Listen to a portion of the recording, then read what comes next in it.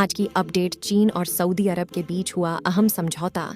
क्या होगा इसका असर? चीन के राष्ट्रपति शी जिनपिंग और सऊदी अरब के क्राउन प्रिंस मोहम्मद बिन सलमान डॉर्टमी मिसराइल गजा युद्ध के बीच चीन ने अरब और मुस्लिम बहुल ईआईए-वादी वाले देशों के विदेश मंत्रियों की एक बैठक बुलाई हुई थी। सऊदी अरब, इंडोनेशिया, जॉर्डन, मिस्र और फलस्तीनी प्राधिकरण के विदेश मंत्रियों का प्रतिनिधिमंडल इसमें शामिल हुए। बैठक का मुख्य एजेंडा इजराइल गजा युद्ध का हल तलाशना था। कहा जा रहा है कि चीन की अगुवाई में हुई यह बैठक मध्य पूर्व में अमेरिका की कमजोर पड़ी मौजूदगी के बाद के खालीपन को भरने की कोशिश है। माना जा रहा है कि इस बैठक पर अमेरिका की भी पैनी नजर थी, लेकिन इसी बैठक के बीच चीन का उठाया एक और कदम अमेरिका के लिए चिंता का सबब बन सकता है। असल में चीन और सऊदी अरब के बीच एक अहम समझौते पर हस्ताक्षर हुए हैं। समझौता है करेंसी स्वैप का। द्विपक्षीय व्यापार बढ़ाने और सहज बनाने के लिए सऊदी सेंट्रल बैंक और पीपल्स बैंक ऑफ चाइना ने 3 साल के करेंसी स्वैप एग्रीमेंट यानी मुद्रा विनिमय समझौते पर सहमति जताई है। दोनों बैंकों ने आने वाले 3 सालों में अधिकतम 50 अरब युआन तक का व्यापार करेंसी स्वैप एग्रीमेंट के तहत करने का फैसला किया है। इस समझौते को आपसी सहयोग से आगे भी बढ़ाया जा सकता है। सऊदी सेंट्रल बैंक के मुताबिक करेंसी स्वैप समझौते से दोनों देशों के बीच वित्तीय सहयोग मजबूत होगा। साथ ही स्थानीय मुद्राओं के उपयोग से व्यापार और निवेश को बढ़ावा मिलेगा। चीन के मध्य पूर्व सम्मेलन में हिस्सा लेने पहुंचे सऊदी अरब के विदेश मंत्री फरहान अल सऊद। करेंसी स्वैप क्या है? करेंसी यानी मुद्रा, स्वैप का मतलब है मुद्रा विनिमय, यानी दोनों देश अपनी मुद्रा में भी कारोबार करेंगे। अगर सऊदी अरब चीन से कुछ आयात करता है तो रियाल में भुगतान कर सकता है, और चीन सऊदी अरब से कुछ आयात करता है तो युआन में भुगतान कर सकता है। यानी अमेरिकी मुद्रा डॉलर का अंतर्राष्ट्रीय व्यापार में जो दबदबा है, उससे पार पाने के लिए यह अहम फैसला है। जिन देशों के बीच करेंसी स्वैप एग्रीमेंट किया जाता है, वो एक दूसरे से सस्ती ब्याज दर पर कर्ज भी ले सकते हैं। द हिंदू बिजनेस लाइन के मुताबिक साल 2020 तक 41 देशों के साथ चीन का करेंसी स्वैप एग्रीमेंट था। इसमें मध्य पूर्व के देश भी शामिल हैं, जैसे चीन ने साल 2012 में संयुक्त अरब अमीरात, 2014 में कतर और 2016 में मिस्र के साथ करेंसी स्वैप एग्रीमेंट किया था। लेकिन ये पहली बार है जब चीन ने सऊदी अरब के साथ ये समझौता किया है। चूंकि सऊदी अरब मध्य पूर्व में अमेरिका का सबसे बड़ा साझेदार है, इसलिए विश्लेषक भी इस समझौते को अहम मान रहे हैं। क्यों अहम है समझौता? चीन और सऊदी अरब के बीच ये समझौता ऐसे वक्त में हुआ है जब मध्य पूर्व में स्थितियां तनावपूर्ण है। कहा जा रहा है कि अमेरिका के कथित इजराइल परस्त रुख से ज्यादातर इस्लामिक देश नाराज हैं। जेएनयू में इंटरनेशनल स्टडीज में असिस्टेंट प्रोफेसर अंशु जोशी बताती हैं कि उभरती हुई अर्थव्यवस्थाओं के बीच हो रहे ऐसे समझौते वैश्विक अर्थव्यवस्था के लिहाज से बहुत बड़ा बदलाव है। वो कहती हैं, स्थानीय मुद्रा में व्यापार करने को बढ़ावा देना डॉलर के प्रभुत्व वाली ग्लोबल इकोनॉमी को चुनौती देने जैसा है। वहीं जवाहरलाल नेहरू विश्वविद्यालय में चीनी अध्ययन केंद्र में एसोसिएट प्रोफेसर अरविंद येलेरी कहते हैं, साल 1977 में आए एशियाई वित्तीय संकट के बाद से ही चीन सतर्क हो गया था और ऐसे विकल्प तलाशने लगा था जिससे डॉलर के उतार चढ़ाव का उसके व्यापार पर ज्यादा प्रभाव न पड़े। फिर साल 2007 की मंदी से भी चीन ने सबक लेते हुए डॉलर पर अपनी निर्भरता कम करने का निश्चय किया। चीन ने तभी से कोशिश करनी शुरू कर दी कि अपने साझेदार देश के साथ द्विपक्षीय व्यापार के लिए स्थानीय मुद्रा का ही इस्तेमाल करे। ऐसा करके ही वो अपनी मुद्रा को डॉलर और यूरो के मुकाबले मजबूत बना पाएगा। दोनों ही विशेषज्ञ मानते हैं कि सऊदी अरब और चीन के रिश्ते के लिहाज से भी ये समझौता एक माइलस्टोन की तरह है। पिछले कुछ सालों से सऊदी अरब का चीन की तरफ झुकाव बढ़ा है। वैसे ही चीन की भी सऊदी अरब के साथ साझेदारी बढ़ी है। ये अमेरिका के लिए चिंता पैदा कर सकता है। अमेरिका के लिए चुनौतीपूर्ण क्यों?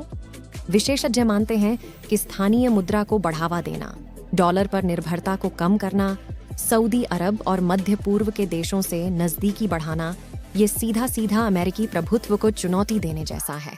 अमेरिकी मुद्रा डॉलर को वैश्विक मुद्रा की पहचान मिली हुई है। अंतर्राष्ट्रीय व्यापार में डॉलर और यूरो काफी लोकप्रिय और स्वीकार्य हैं। एक विदेशी मुद्रा कितनी मजबूत और स्वीकार्य है, ये इस बात पर निर्भर करता है कि उसे जारी करने वाले देश की आर्थिक सामरिक स्थिति कितनी अच्छी है। अंतर्राष्ट्रीय व्यापार पर उसकी पकड़ कितनी है। जितनी मजबूत मुद्रा होगी, उसकी मौजूदगी दूसरे देशों के सेंट्रल बैंक में उतनी ही अधिक होगी। नतीजतन दूसरे देश इसे रिजर्व करेंसी बनाए रखेंगे। साल 2008 से 2022 के आंकड़ों के मुताबिक अंतर्राष्ट्रीय व्यापार का लगभग 56% अमेरिकी डॉलर में हुआ है और दुनिया भर के केंद्रीय बैंकों में 49% अमेरिकी डॉलर ही है। लेकिन कई देशों ने अपने विदेशी व्यापार या कर्जे के लिए दूसरे विकल्प तलाशने और आजमाने शुरू कर दिए हैं। इसके पीछे एक मकसद अमेरिकी डॉलर की बादशाहत को चुनौती देना और डॉलर पर अपनी निर्भरता कम करना भी है। चीन और रूस इसमें अग्रणी हैं। भारत के भी कुछ देशों के साथ करेंसी स्वैप एग्रीमेंट हैं। रूस यूक्रेन युद्ध के बाद जिस तरह से अमेरिका और पश्चिम के देशों ने रूस पर आर्थिक प्रतिबंध लगाए, उसके बाद रूस ने भी चीन की मुद्रा को ज्यादा तवज्जो देनी शुरू कर दिया।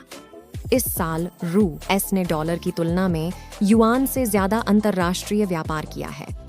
चीन ने IMF या अंतर्राष्ट्रीय मुद्रा कोष और अमेरिकी डॉलर पर निर्भरता को कम करने की मंशा से एक एशियन मुद्रा कोष की स्थापना में भी दिलचस्पी दिखाई है, जिसमें उसे मलेशिया जैसे कुछ देशों का समर्थन भी मिला है। अमेरिका और यूरोपीय संघ के बाद चीन दुनिया का तीसरा सबसे बड़ा बाजार बनाता है। देश की सालाना GDP 17.7 खरब अमेरिकी डॉलर की है। अमेरिका डॉलर और चीनी युआन। हालांकि चीन की करेंसी युआन विश्व व्यापार का महज 3% है, जबकि 37% शेयर अब भी अमेरिकी डॉलर का है। लेकिन तथ्य ये भी है कि चीन के बढ़ते व्यापार और आयात निर्यात के फैलाव में दूसरे देशों के सामने अब कम से कम एक विकल्प तो उभर ही रहा है। तो डॉलर की बादशाहत को चुनौती देने के साथ ही साथ मध्य पूर्व में भी चीन अमेरिका की जगह लेने की कोशिश कर रहा है। फिर चाहे सऊदी ईरान के बीच दोस्ती की पहल कराने में अहम भूमिका निभाने की बात हो या फिर इजराइल गजा में जारी युद्ध को रोकने की कोशिश में सम्मेलन का आयोजन। इसमें कोई दो राय नहीं कि अमेरिका की तुलना में मध्य पूर्व में चीन का दबदबा बढ़ा है। ICWA के senior fellow doctor Fazlur Rahman मानते हैं कि पिछले 10 सालों में अमेरिका का ध्यान मध्य पूर्व से हटा है। इस क्षेत्र में उसकी विश्वसनीयता भी कम हुई है। इसी का फायदा चीन को मिल रहा है। जब तक अमेरिका की वहां दिलचस्पी रखी, चीन ने दूरी बनाए रखी। लेकिन अब जब अमेरिका का ध्यान इजराइल, यूरोप, यूक्रेन युद्ध और प्रशांत महासागर की तरफ ज्यादा है, तो चीन इधर दिलचस्पी ले रहा है। हाल में इजराइल गजा युद्ध के संबंध में सऊदी प्रिंस सलमान से बातचीत करने पहुंचे अमेरिकी विदेश मंत्री को मोहम्मद बिन सलमान ने घंटों इंतजार कराया था। वॉशिंगटन पोस्ट की रिपोर्ट के मुताबिक सऊदी प्रिंस और अमेरिकी विदेश मंत्री एंटनी ब्लिंकन के बीच शाम को मुलाकात होनी थी, लेकिन यह अगले दिन सुबह जाकर हुई। अमेरिका सऊदी अरब व्यापार। सऊदी अरब के प्रिंस के साथ अमेरिकी राष्ट्रपति जो बाइडेन की फाइल फोटो। अमेरिका सऊदी अरब के बीच लगभग 90 साल पुराना रिश्ता है। दोनों को एक दूसरे का पारंपरिक सहयोगी भी कहा जाता था। लेकिन 2017 में मोहम्मद बिन सलमान के क्राउन प्रिंस बनने के बाद से धीरे धीरे अमेरिका सऊदी अरब के बीच दूरियां पनपनी शुरू हो गईं। इनमें सऊदी अरब के तरफ से तेल उत्पादन में कटौती के फैसले से लेकर वॉशिंगटन पोस्ट के सऊदी पत्रकार जमाल खाशोगी की हत्या का मामला अहम कारणों में रहा। वहीं सलमान के नेतृत्व में देश की विदेश नीति में भी काफी बदलाव आया है। मध्य पूर्व मामलों के जानकार डॉक्टर फजलुर रहमान इसे ऐसे परिभाषित करते हैं, सऊदी क्राउन प्रिंस देश को हर उस चीज से दूर ले जाना चाहते हैं जो उसके अतीत का हिस्सा रहा है, चाहे वो अमेरिका से संबंध हो या फिर रूढ़िवादी इस्लाम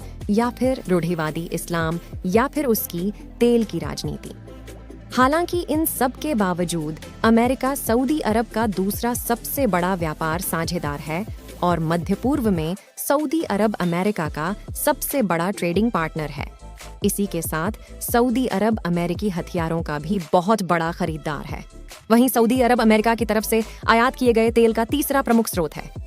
2022 में सऊदी अरब के साथ अमेरिकी वस्तुओं और सेवाओं का व्यापार अनुमानित $46 बिलियन था।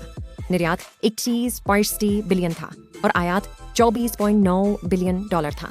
चीन सऊदी अरब व्यापार साल 2022 में चीन और सऊदी अरब के बीच द्विपक्षीय व्यापार रिकॉर्ड स्तर पर दर्ज किए गए। आंकड़ों के मुताबिक दोनों देशों में तकरीबन 106.8 बिलियन अमेरिकी डॉलर का व्यापार हुआ, पिछले यानी साल 2021 की तुलना में 30% अधिक, जबकि साल 2022 में ही अमेरिका से सऊदी अरब का व्यापार महज 55 अरब डॉलर का था। चीन और सऊदी अरब के बीच व्यापार की जाने वाली चीजों में तेल सबसे प्रमुख है। चीन सबसे अधिक तेल सऊदी अरब से खरीदता है। चीन के 20% से ज्यादा तेल आयात का आपूर्तिकर्ता सऊदी अरब ही है। साल 2022 में चीन ने सऊदी अरब से 5 अरब अमेरिकी डॉलर का कच्चा तेल आयात किया था। सऊदी अरब कच्चे तेल के सबसे बड़े उत्पादकों में से एक। इसी साल सऊदी अरब की तेल कंपनी सऊदी अरामको ने चीन में कई अरब डॉलर के निवेश को बढ़ाने और चीन को कच्चे तेल देने से जुड़े 2 प्रमुख सौदों की घोषणा की था। तेल के अलावा चीन सऊदी अरब से कुछ केमिकल भी आयात करता है। वहीं सऊदी अरब की मशीनरी, इलेक्ट्रॉनिक्स के सामान, टेक्सटाइल जैसी चीजों के लिए निर्भरता चीन पर है। चीन की सरकारी company China energy corporation Saudi company SW power के साथ मिलकर 2.6 गीगावाट का सोलर प्लांट बना रहा है। यह खाड़ी देशों का सबसे बड़ा सोलर प्रोजेक्ट होगा। कुछ महीने पहले चीन ने सऊदी अरब में न्यूक्लियर पावर प्लांट बनाने में मदद की। IC वीडियो देखने के लिए हमारी चैनल को सब्सक्राइब करें और लाइक करें।